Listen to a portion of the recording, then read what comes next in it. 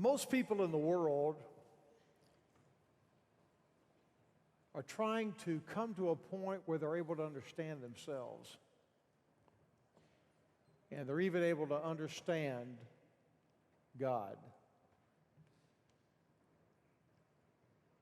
In fact, people today are very interested in religious conversations. I promise you, they're interested in spiritual things. What we learn is that most people, when they hear about Jesus Christ and what He has done for their lives, most do not immediately believe. Most are working through the situation. It becomes a process for them. A process of how they move from this point of unbelief that they are in and facing to a point of belief and faith and trust. Now, what happens many times, we get a little impatient with people when they do not believe immediately. But I want to be really clear today. Salvation is immediate. It is not a process. But people coming to understand a biblical view of personal salvation and the kingdom of God, that is a process. And through the course of time, if we will be patient with them and let them work through where they are to a point where we would hope they would believe in a biblical view of this, God can use us to do so. What we have to understand is that salvation is immediate. It's at a point, a place, a time. A point when one crosses over from that moment of unbelief to that moment of belief. But again, for many, it's immediate. For most, it's a process. What's a process? Not salvation, but coming to understand the need for Jesus Christ and what it means to have a biblical view of salvation. Now, sometimes we get in our mind that this is a new day and people think differently and that's where we are and this has never happened before. We have this in our mind that when Jesus lived on this earth, people just ran to Him and immediately believed. That is so untrue. Many of them did not believe. In fact, most did not believe. Many did. But today, what I'm going to talk to you about is about a man who was in the process of understanding what it meant to know Jesus Christ and what He claimed to be as the Son of God. And while he did not embrace immediately, he was the least interested in what was going on. Now, let me talk about this man for a moment. He's a very religious man. I mean, he was a man who was a leader in his religion in his day.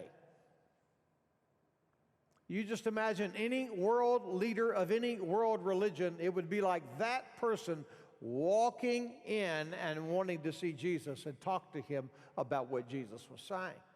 He was that influential. His name was Nicodemus. And today what we're going to do is that we're going to dive deep into John chapter 3. Because what we're talking about today in our series called Change is change through understanding.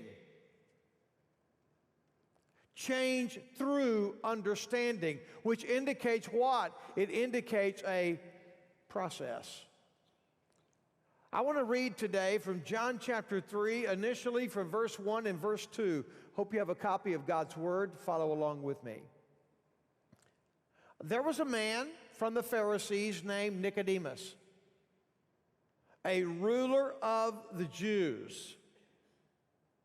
This man, that is Nicodemus, came to him, meaning Jesus, at night and said, Rabbi, which means teacher, we know that you have come from God as a teacher. Look at this statement. For no one could perform these signs you do unless God were with him. Now, who was Nicodemus? Look at the text. The Bible says he was a man of the Pharisees. The Pharisees were a group of religious leaders who were very passionate about the law of Moses. In fact, they were so passionate about the law of Moses, they even added things to the law of Moses. That's what we call legalism. And they wanted everyone to follow their strict way of believing. But this man, Nicodemus, is denoted in a unique way because he was called a ruler of the Jews. He was a Jew. And referencing the ruler of the Jews means that he was also a part not only of the Pharisees but of the Sanhedrin. If any of you have studied the Gospels, and many of you have, you know you've heard both of those terms. Now, the Sanhedrin was a ruling group of religious leaders. They were the elite. They ruled among the Jewish people. The Bible tells us here that Nicodemus came to Jesus at nighttime. Now, obviously, many of us believe at times that he came to him at nighttime because he was fearful and did not want others to see him coming to Jesus. I mean, when you're a religious leader, a major leader in the region and the nation, and you come to Jesus, you don't want anybody else to know that. Well, could that be true? Absolutely, that could be true. But I believe there's also something else that we fail to talk about at times. Because in reality, Jesus was trying to search for a way. This man, Nicodemus, was trying to search for a way with this man named Jesus, a true understanding of what biblical salvation was. He wanted to have a conversation about the nature of salvation. He knew what the Jews believed about salvation, adherence to the law of Moses. That's why he was passionate about it. That's why he did what he did. He believed that that was the secret to the kingdom of God. But listen what they did in relationship. He wanted to go to Jesus and he wanted to have a personal dialogue with Jesus about the situation. Now, Nicodemus was a lot like Jesus because both of them were big leaders. They were out with people constantly. Nicodemus' schedule must have been pretty busy as a ruler of the Jews. Jesus was obviously very busy with people. We can imagine his days. There were, yes, those times when he withdrew. But one of the reasons he withdrew was giving out so much to the people. I believe that probably he came to him at night, not only because there may have been a fear of him being known, but there's something else, and that is just their schedules would not let them get together except at night. How can you have an intelligent dialogue about the nature of salvation when you got people all around you? You can't do it. And Nicodemus wanted to have that kind of serious dialogue with Jesus Christ about the nature of salvation. So what he was doing, he declared, he said, I know you come from God. There's something unique about you. There's no way you could ever do the miracles you do except God be with you. I saw what you did over here and over here. He probably listed a few of those, but he said, there's no way you can do that without God being with you. So with that, he was trying to figure out, is Jesus the first prophet in 400 years at that time in history? I mean, what are you? Somehow you've got God on you. Somehow you're connected to God, and I want to know about what this all means. Well, guess what he was doing, folks? Listen now. He was seeking to understand. And guess what? He lived in Jesus' day. There have always been people who were seeking to understand. And there are people all over this region and all over the world who are seeking to understand about God. And we need to be patient with them in the process. Because some believe immediately, others walk through a process to get to the point of leaving unbelief into moving to belief. I'm telling you, this is a powerful story for those of us that know Christ personally.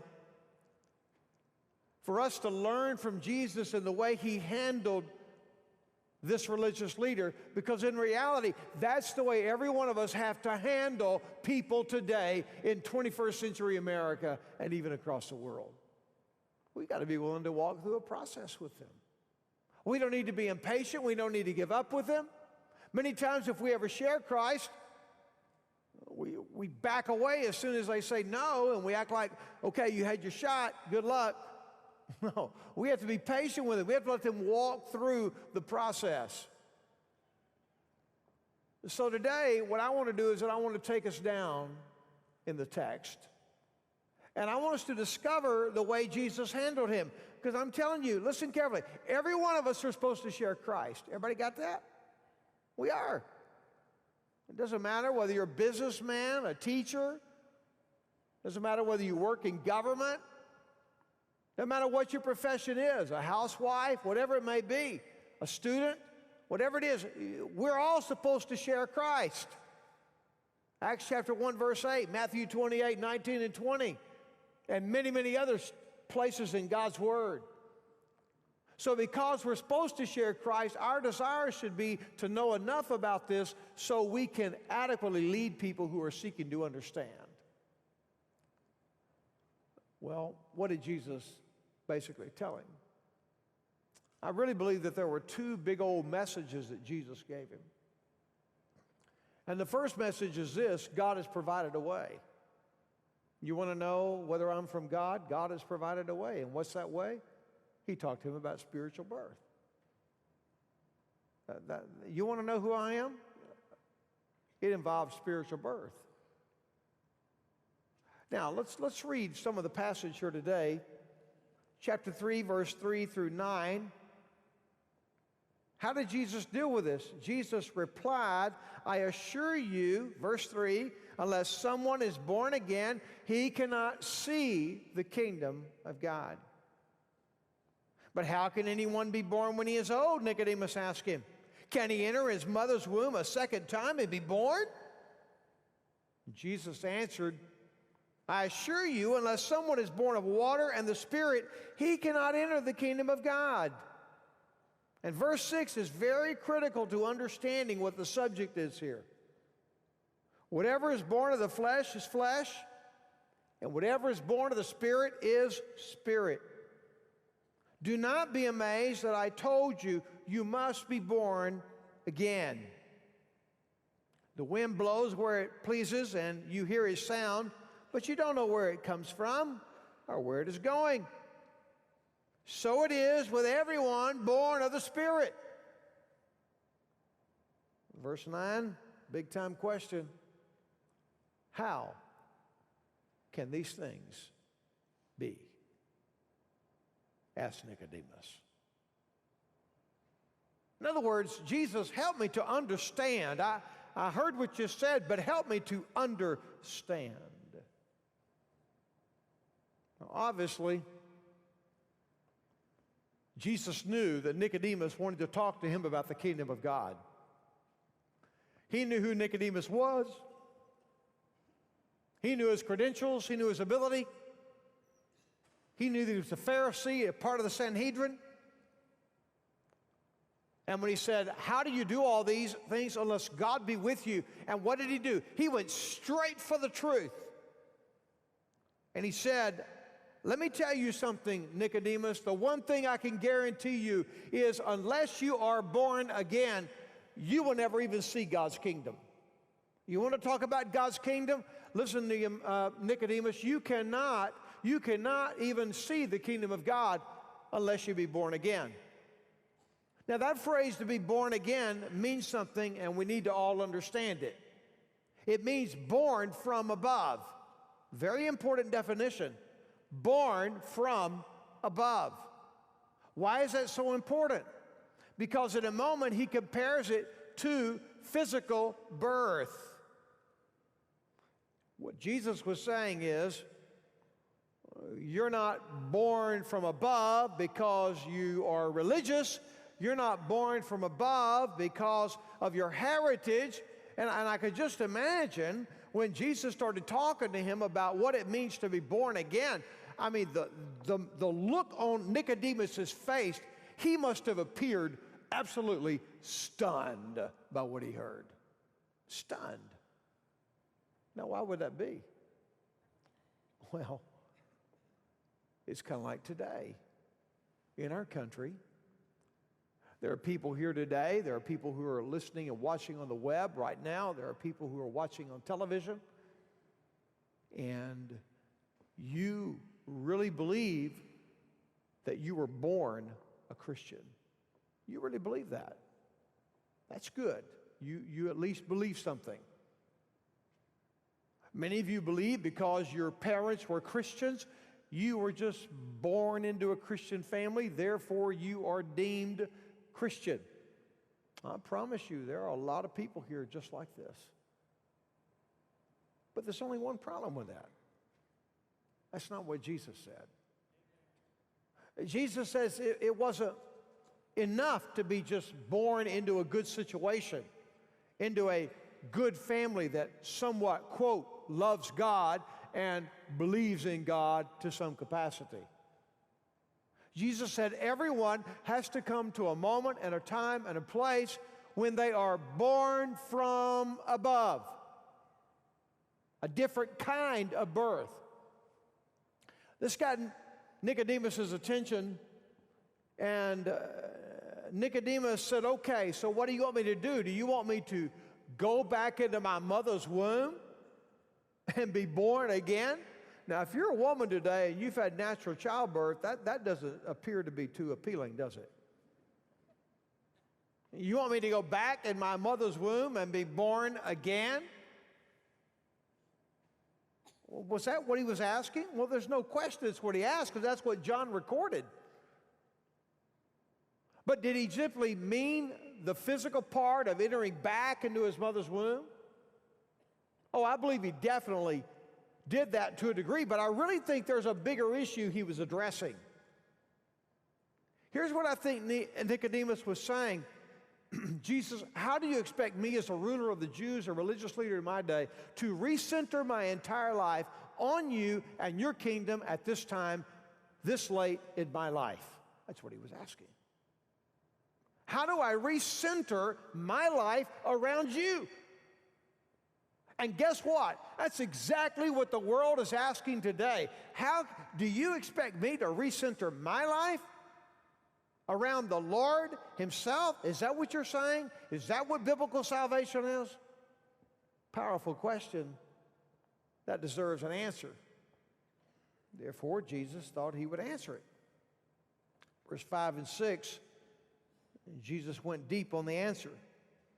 He said, now listen, you're born of water and you're born of the Spirit. Two different things. Born of water means what? Physical birth. Some would say, well, that means baptism. You've got to be baptized, and also that's how you really ultimately come. No, incorrect. you're missing the point. You don't even see the point of the text. The point of the text is that that which is born of the flesh is flesh, and that which is born of the Spirit is spirit. In other words, Jesus used physical birth to teach him a spiritual principle about spiritual birth. And what did Jesus say? Listen, you've been born of the flesh. Certainly you know that. You've been born at a given time, at a given place. And in the same way that you were born of the flesh, Jesus said, I'm telling you, there is another experience whereby you have to be born of the Spirit. And at that time, you means you are born from above. You got to be born from above. And you know, Nicodemus must have had these looks because it's like Jesus was responding to what he saw. And Jesus said, Nicodemus, listen to me. That which is born of the flesh is flesh. That which is born of the Spirit is spirit. And that word is a wonderful word to anyone who believes, I've always been a Christian. No, you haven't. I was born a Christian. No, you weren't. You were born a sinner. Separated from God. I'm born into a Christian family, therefore I believe. I'm born into Christian America. Well, to give up on that one, that's not who we are, ultimately. So be careful. In other words, none of those things bring you identity. Jesus made a clear distinction. Everyone needs to get this. You're born physically. Later on, you are born spiritually.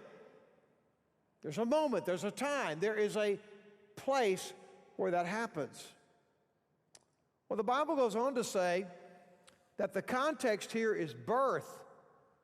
And look and see what he says in verse number 7. Nicodemus must have had this look that really caught Jesus' attention. And when he did, it must have really grabbed him in a brand new way. Because what did he say? He said to him, what? He said to him, that you must be born again. Even you have to be born again, Nicodemus. You, a ruler of the Jews, you, a member of the Sanhedrin, you knowing what you know about the law of Moses. I'm telling you, even you, Nicodemus, you must be born again. Pretty powerful word.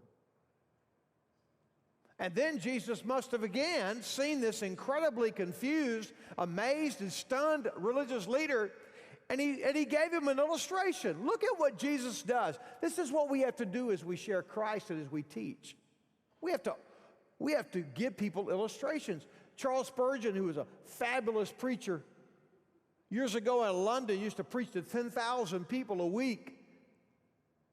Spurgeon said that illustrations are like windows into the text.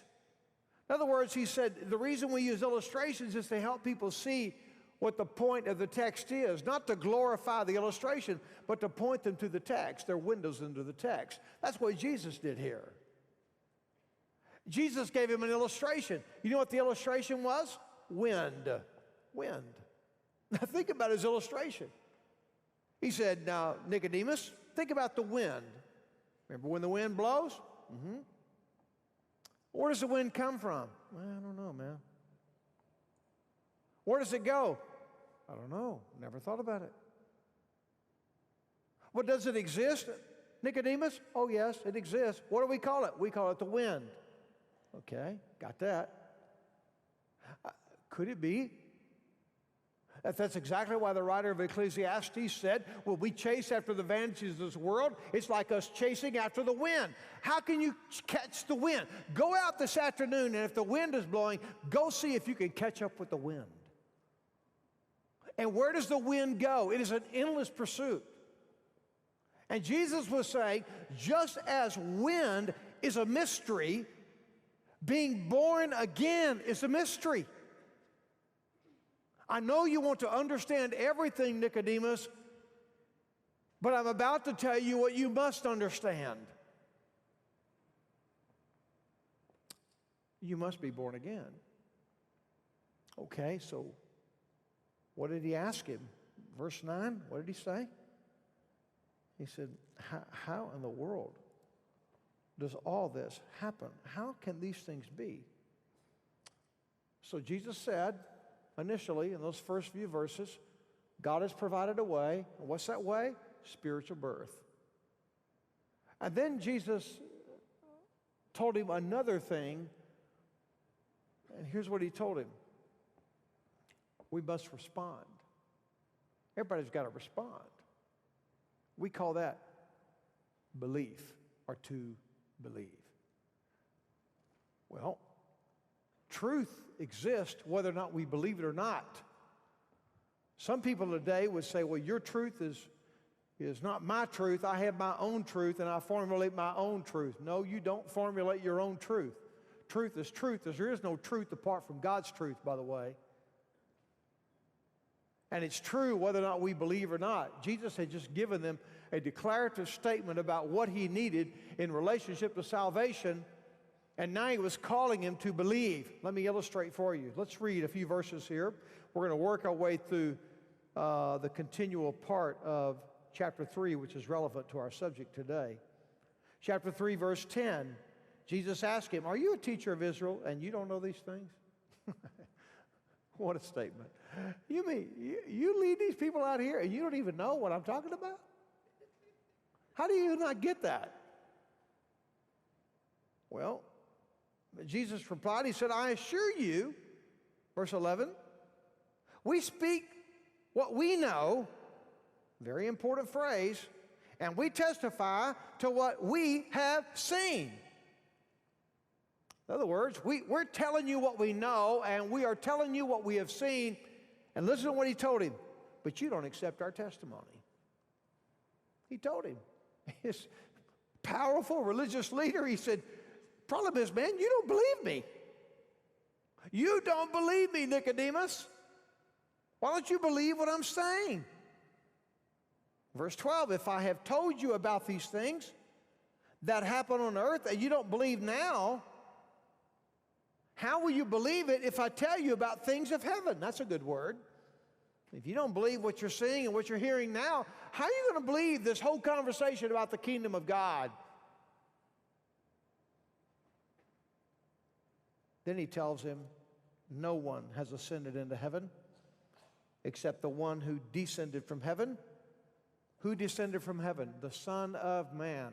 The Son of Man was Jesus' favorite terminology about him, because it indicated he was fully God, fully man.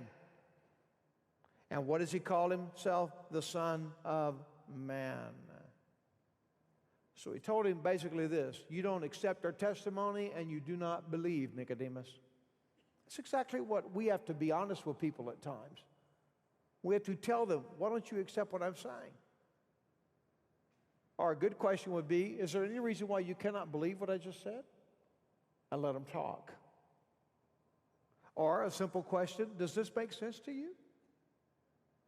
And Jesus told him, said, you don't believe me. You don't accept what I'm saying. So what does Jesus do? Remember what I said about illustrations a while ago? They're insights into truth. Jesus gave him another illustration. I want to read it for you. Look at verse 14 and 15. I mean, you can tell God's going after him. Jesus is going after him. And he goes back and says, just as Moses lifted up the snake in the wilderness, so the Son of Man must be lifted up, so that everyone who believes in him will have eternal life.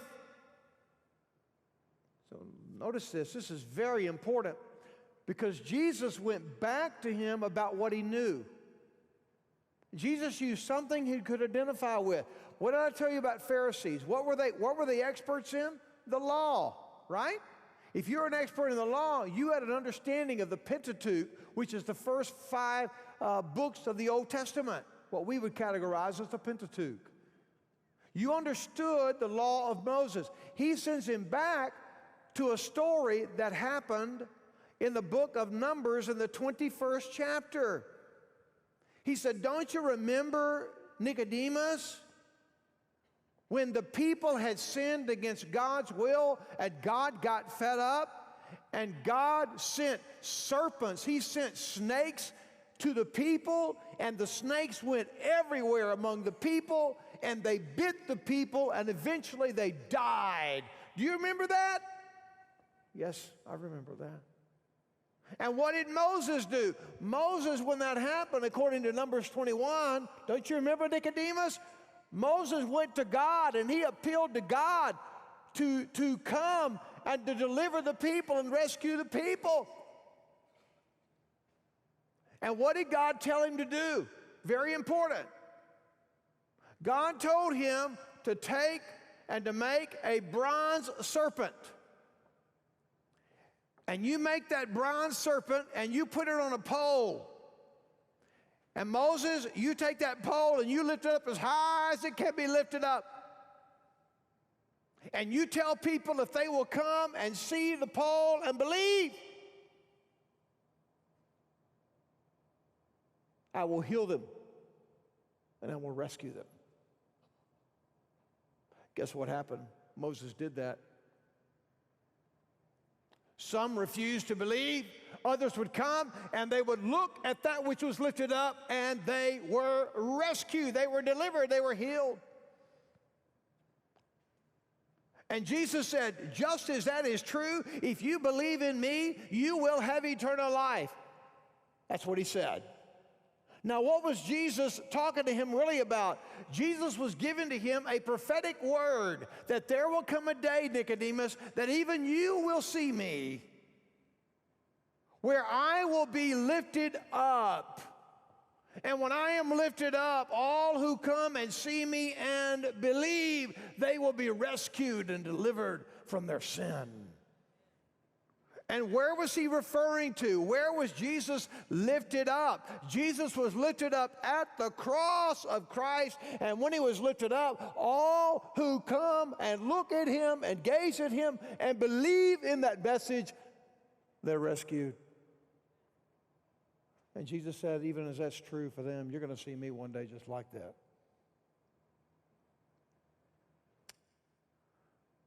So we told him,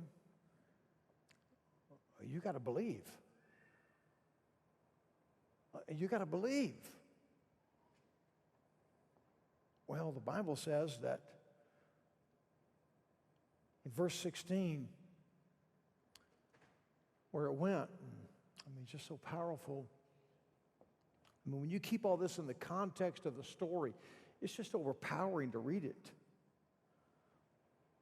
What did Jesus tell him? For God so loved the world in this way.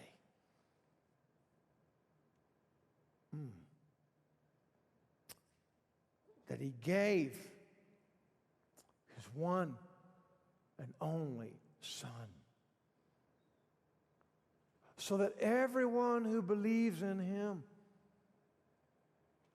will not perish, but have eternal life. I mean, here is Jesus making this intense appeal. God loves the entire world, Nicodemus.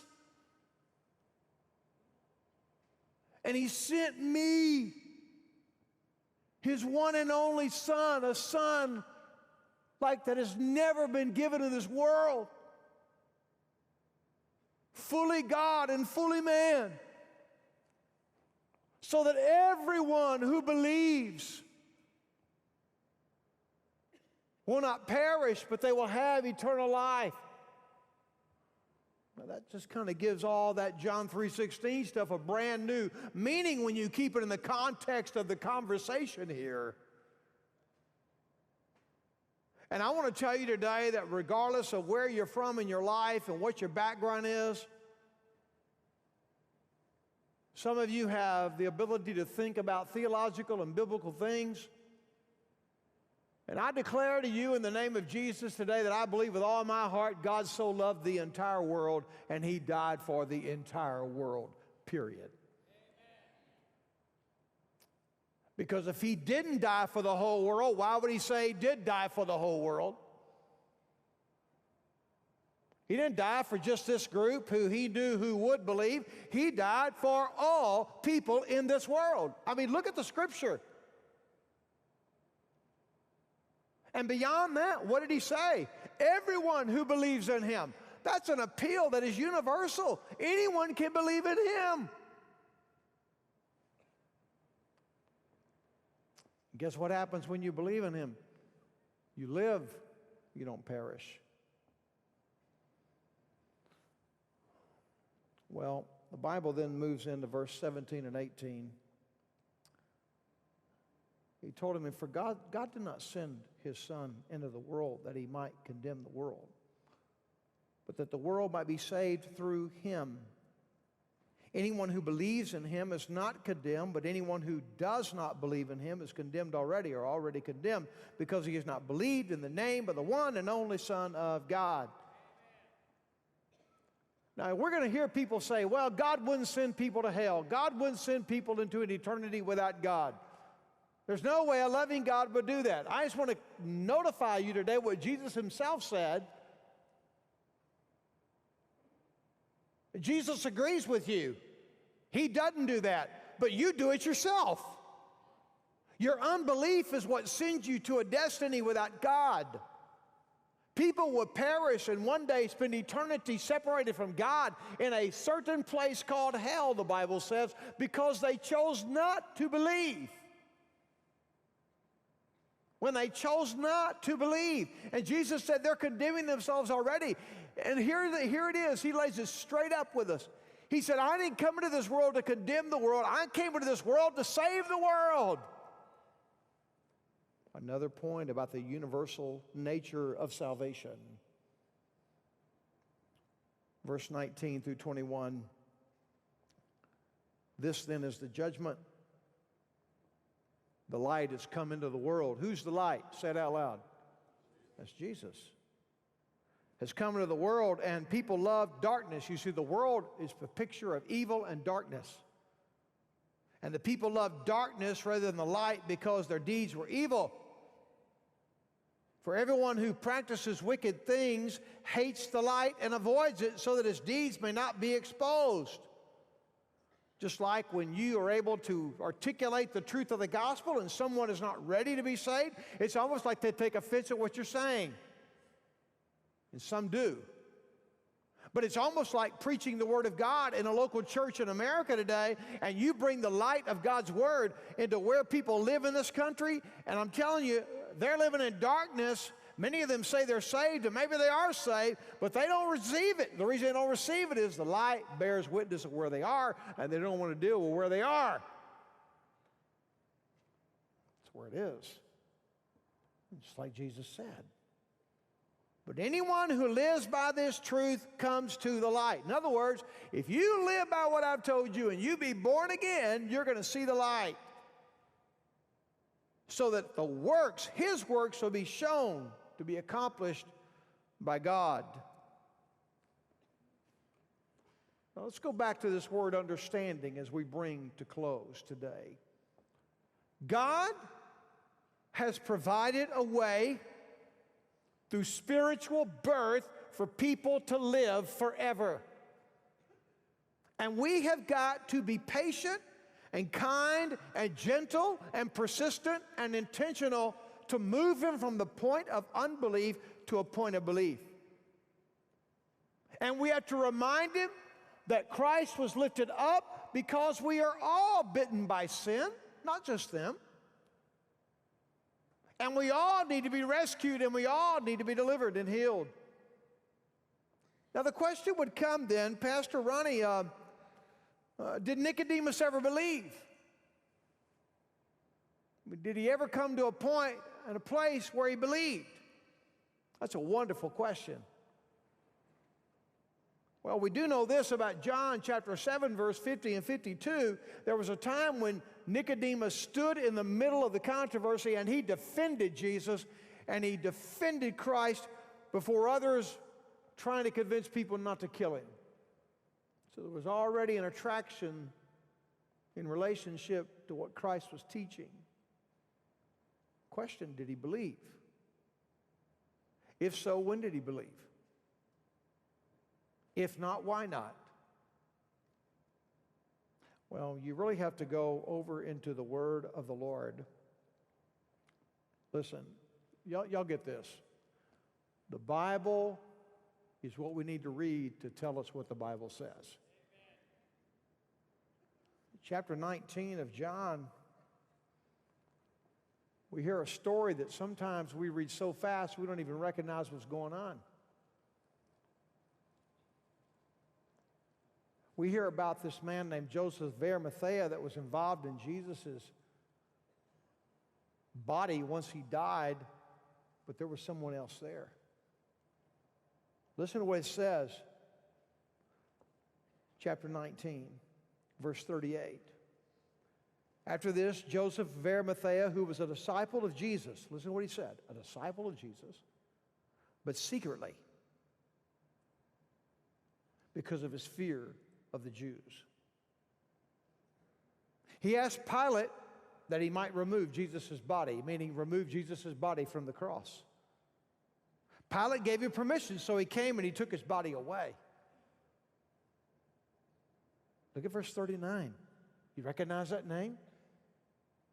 Nicodemus, who had previously come to him at night, same guy, also came, and listen carefully, bringing a mixture of about 75 pounds of myrrh and aloes. Then they, Joseph of Arimathea and Nicodemus, they took Jesus' body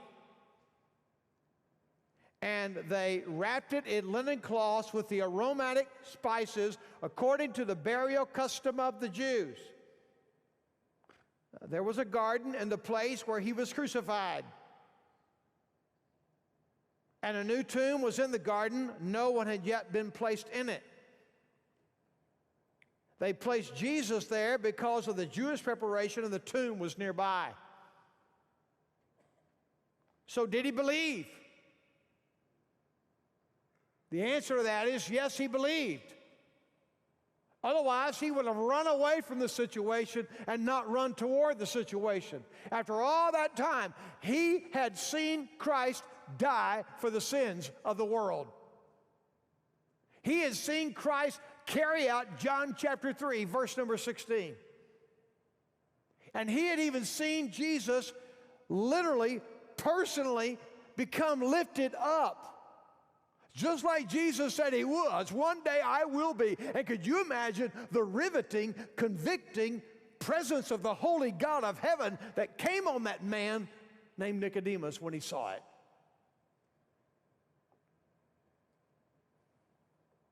And he publicly came out and he took care of one of the most precious things we have in the midst of death, the human body. And they buried him in the tomb, in the garden.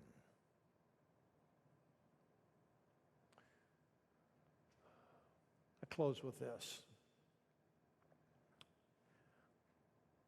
If you're a Muslim today, if you're Hindu,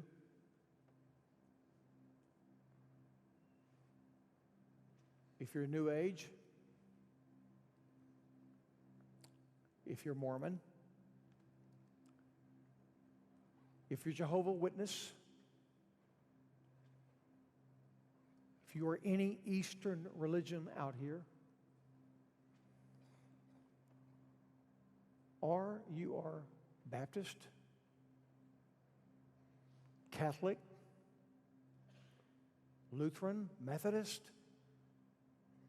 Assembly of God, Charismatic, Pentecostal, or non-denominational, I have a message for you from God today. You must be born again. You have been born of this flesh. You know about a place you were born. You even know by the document of your birth certificate when you were born.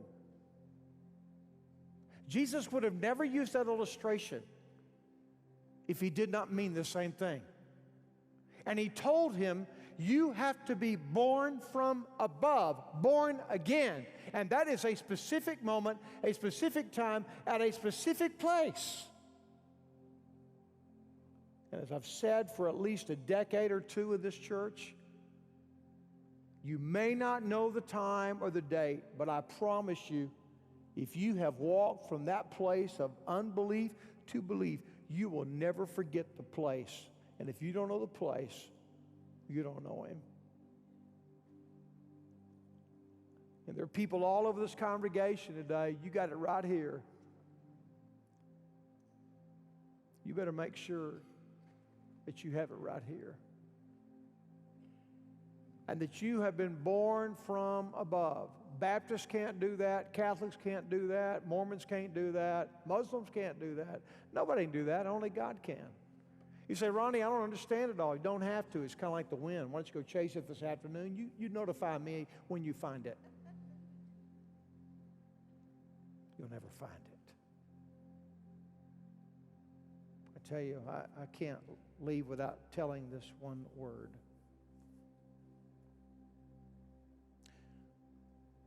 For God so loved the world that He gave His one and only Son, that whoever believes in Him should not perish, but have everlasting life. You must be born again.